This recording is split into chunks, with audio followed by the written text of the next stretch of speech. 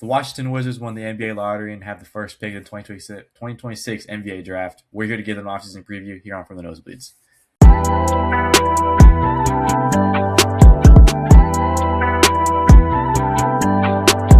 So let's start with who the Wizards have,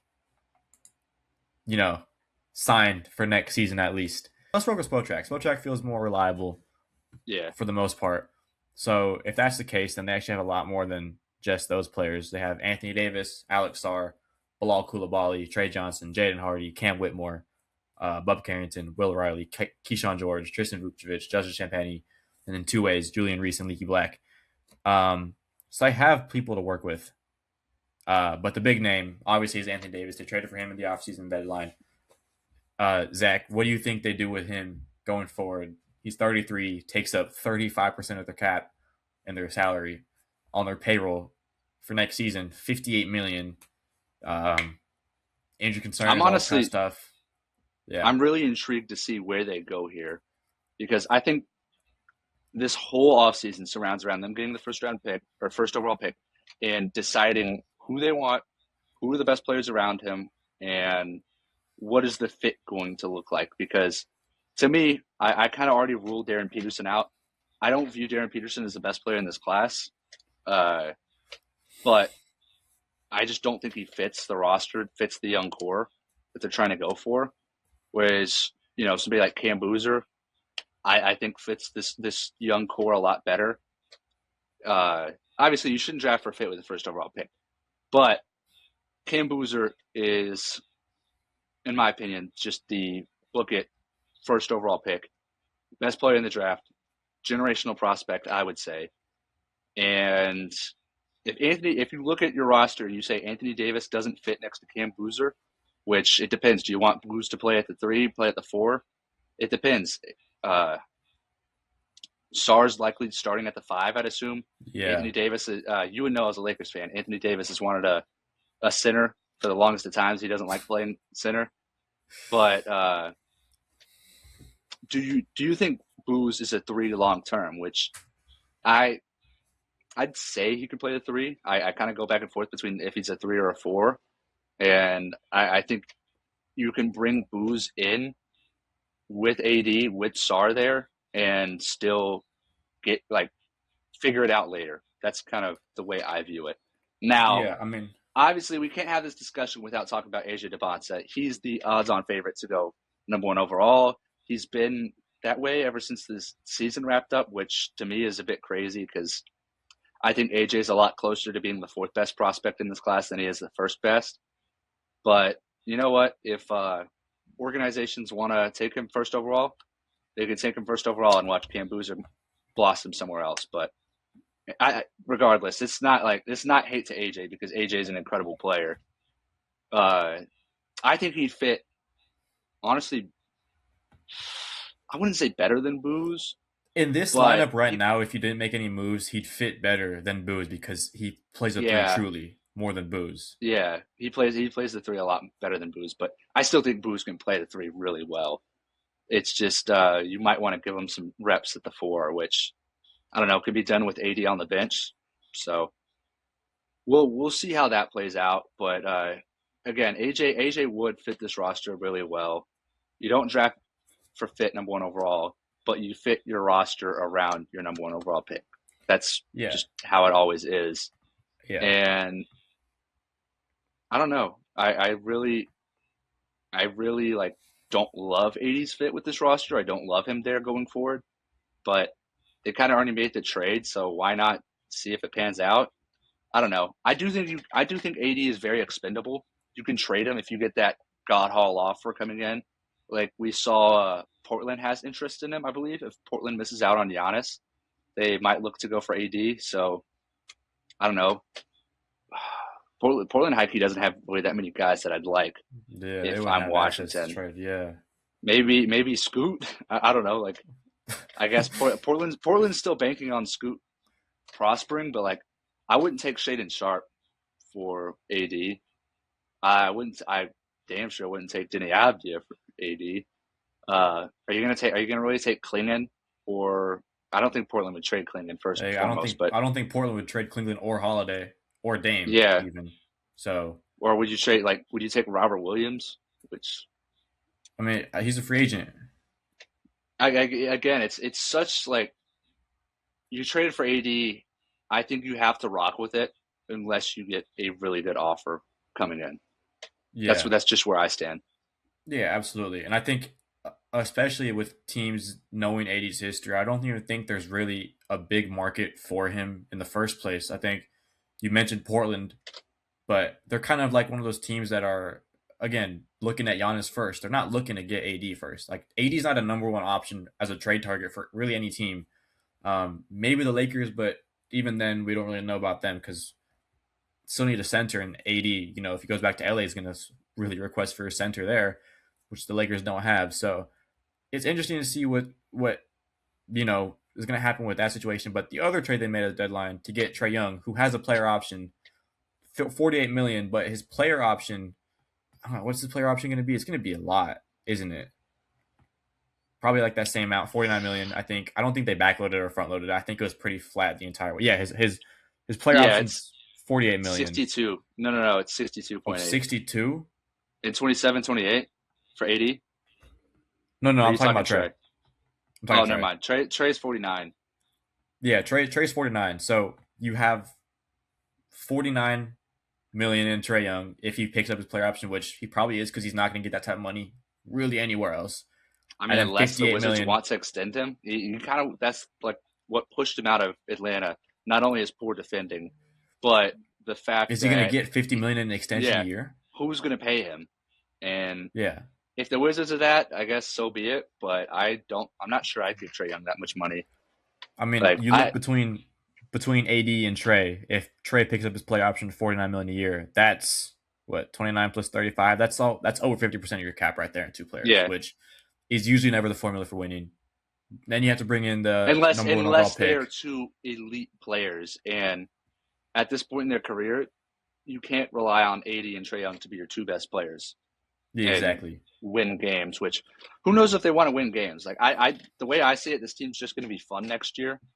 I wouldn't have crazy high expectations for them. Again, I need to see what they do in free agency. Like obviously, there's some names out there that they can build their bench out around, but right now, just looking at their roster, like there's not a lot to be excited about. Like Alex Sarr, second overall pick, I really don't love him. I think he had a lot of PRA this year, but his value wasn't felt. He wasn't that great of a defender this year. Uh, Keyshawn George is nice. I still have hope for him, but I still have hope for Sarr too. But I don't love either of them. Justin Champagnie, I think is gonna. He's shown a lot of potential, but he's not quite there just yet. Bilal Coulibaly, high key sucks. I mean, maybe there's a player in there, but right now it's not looking good. And then everybody else in their roster, just rough. Like I have all the faith in the world that Trey Johnson will pan out as a player. Uh, but honestly, outside of that, it's rough. Like they have Sharif Cooper, Cam Whitmore, Bob Carrington, Will Riley. Like all these are just guys who I feel like aren't successful in the league or won't be successful in the league, or I don't love Yeah. in the league. Uh, I mean, it just D'Lo, doesn't. like D'Lo's still on the roster. He has a player option that he's likely going to pick up because who else is paying D'Lo $6 million a year? Yeah. I mean, you just mentioned some of those names. Like, I feel like your really only bright spots are Trey Johnson, Koulibaly, and maybe Carrington. Like, those are your probably three bright I, I spots. wouldn't I wouldn't consider Carrington a bright spot. I mean, he's been I in the mean, league for like, 2 years and he's consistently been one of the bottom five players in the league, bottom three players in the league. Like he's just not it's that great at interesting. basketball.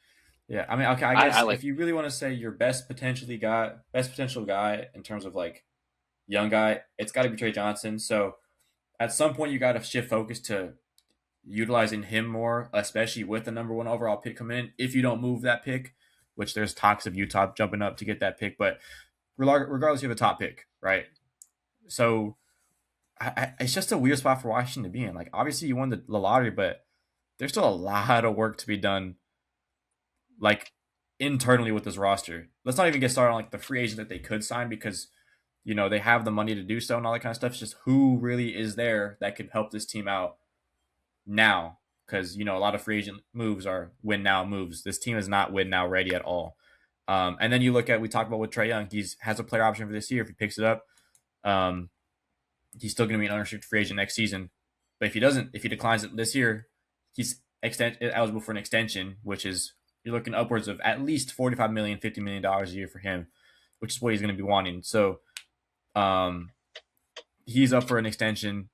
AD's extension eligible, even though he has this year on his deal and then a player option next season, next offseason. Koulibaly's extension eligible. Cam Whitmore's extension eligible. It's just a weird roster. Like I don't know what else to put it. It's just so weird, and I think a lot of the work that they're going to do is going to come after the draft. Like I think that's what's going to happen with this team. So, and it sucks that the draft's going to be in like it's in June. That doesn't give them a lot of time to do a lot of work because free agency window, the moratorium period opens what June 27th, June 28th, like 3 or 4 free Yeah. agency, which is July 1st. So that gives them like a week to do stuff. It's going to feel kind of rushed, and I feel like the results are going to show next season when they go and people are going to say these are high expectations for this team that has AD, Trae Young, the number 1 overall pick, Alex Sarr, Trey Johnson, Bilal Coulibaly. Like this team's going to have expectations. I just don't know if we're going to meet them, and it's going to feel rushed this offseason. Like it already feels rushed with the moves they've made. It felt very like Well, I think they we're played a prepping. gamble. They gambled. They gambled a lot like the Pacers did, but their gamble worked out. They traded for 2 guys that could in the tank, in the midst of a tank, and yet they still came out on top, came out with the number 1 overall pick. Utah did similar by going out there and getting Jaren Jackson Jr., being That's aggressive at the true. deadline. But they did well to shut those players down and still preserve the tank, and they got rewarded for that, which it's smart process. Granted, I don't love any of the trade. I don't love a lot of the trades, but it's not like they gave up a whole lot for That is Anthony true. Davis. They essentially acquired him for nothing. They essentially acquired Trae Young for CJ McCollum, who's on an expiring deal. Corey Kispert, who I believe is on an expiring deal. It was basically just a salary dump. Yeah, And so I can't fault the process in those trades. I just don't love the lineup composition. I think that this year is really a feel out year. You feel out how this roster works around your first overall pick. You see how far they can take it. You don't want to win too many games, but you want to understand how good these players complement your number 1 overall pick, whether that be AJ, Booz, Peterson, Wilson. You want to feel it out this year, and that's kind of where I stand. So I wouldn't rush into any moves unless somebody's really, really wanting to overpay for like Anthony Davis or Trae Young. But just ride the course, get some good role players, make good moves around the margins. You don't got to go out there and make a big signing. You know what? Like maybe even take on some salary dumps, like when the Spurs dumped De'Aaron Fox. I'm kidding, but when hey, like the if the buyout Bulls, GoFundMe going well. hey, if the Bulls want to dump Josh Giddey, like I don't know, uh, anything like that. Like take advantage of situations around the league where you can acquire picks for players being dumped. Yeah, I mean, I fully agree. Moving into other offseason things, we talked a little bit about it with their first overall pick, but um, Zach, I mean, you're kind of the draft guy. You've been looking at a lot of stuff. Who do you think they go with that first overall pick? You're talking about how this roster is going to fit with that player. Who do you think that player is actually going to be? I think the player is AJ Debonce at this point. It feels like a foregone conclusion just based off intel. I wouldn't take AJ Debonce number 1. I've made that clear. I'd take Cameron Boozer every day of the week. Every team in the league needs them a Cam Boozer. But I think it's going to be AJ Debonce. Just everything is pointed to it. Everything's led to it. He's a one-of-a-kind scorer, really just a rare talent for his size. And I don't see the Wizards passing on him with everything that's been said. Now, granted, I would be very intrigued to see if they end up trading down because that has been rumored a lot. I kind of think they're just like surveying the market. I don't think they really will trade down. I won't believe it till I see it. But imagine Utah calls up is like, hey, I don't know how this works salary cap wise because it probably doesn't, but like, hey, Lauri Markkanen, 3 firsts and our first this year to move up to 1, like some absurd deal. Like you take that. I don't think there's a big issue trading out of AJ DeBonsa when you're trading down to 2 and getting Cameron Boozer or Caleb Wilson or Darren Peterson, whoever you like. So I wouldn't hate a trade down for them, but I would say only do that if there's a God haul from Utah to get AJ. Just somebody like promising you that they won't take Boozer or Peterson or Wilson, that it's going to be AJ number 1. Otherwise, I wouldn't trade down. Yeah, I mean, I fully agree. Like I think outside of that, they only have one other pick. Yeah, they have a second round pick, 51st. So I just go. I'd go BPA, just whoever you could bring in, somebody with potential, hopefully, or either that or just take a high floor role player guy, see how he could develop. I don't know. I'd be intrigued to see who's available at 51, but we won't know for sure. Yeah, I think until the draft. I mean, your that's so far out. Your logic is right. Like right now, the Vegas odds, the book odds are Age is going to be number 1 overall pick to Washington, and really, it feels like no matter who's going to be there, if Washington trades out of it, Utah obviously, if they trade up, is going to be the number 1 overall pick. But for Washington, it's not necessarily the guy you really want. Like I feel like Booz is, we've talked about it, the best player in this draft. But if it is Booz that they take at 1, where does he fit with AD and Sar down low already? You're forcing him to play the 3, which you talk about it. Obviously, he's not the worst thing in the world. Booz can obviously play the 3 at a high level. It's just not his true position. DeBonsa kind of obviously plays that already. Wilson obviously too is in that tier of maybe pushing to a 3, that wing type of archetype. So it's interesting. I'm very intrigued to see what they do. I personally think that they might trade down, especially if they start making moves ahead of the draft. You know, the AD talks of trades, all that kind of stuff. What does Trae Young do? Does he, decline his player option and leave? Like, that's also a possibility, not a high possibility, but it's still like that still can happen. So I'm very intrigued to see, and I think a lot will be told with their thought process, what reports come out in the next couple weeks.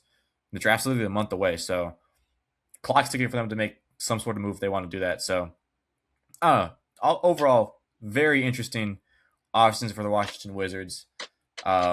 Zach, any final thoughts on them? What are your expectations for them going to next season with what they have right now? Again, like I think they could make a play and push in a weaker East, like maybe like what the Hornets did this year. Maybe not to the extent because the Hornets had one of the most dominant lineups in basketball at times. But I really expect this just to be a fun year for Washington. I expect it to be a feel-out year, like I said. Understand who you want to be your core. Maybe we'll see a leap from Alex Sarr. Maybe we'll see a leap from Trey Johnson. Some of the other guys on this roster. It's time. You have your franchise player at pick 1. You got to start finding out who are the pieces you want around him, who fits him. Because if that isn't Anthony Davis, get him gone. If that isn't Trae Young, get him gone. If that isn't Alex Sarr, if he doesn't fit next to whoever your franchise is, because any day of the week, I'd take Caleb Wilson, or I'd take AJ DeBonsa, who's my 4th overall prospect, over Alex Sarr any day of the week. Like this pick is your roster. Figure out who fits him, who is his teammates, because this isn't Alex Sarr's roster. As much as I love Trey Johnson, this isn't his roster. This is the number 1 overall picks roster, and it's time to figure out who fits.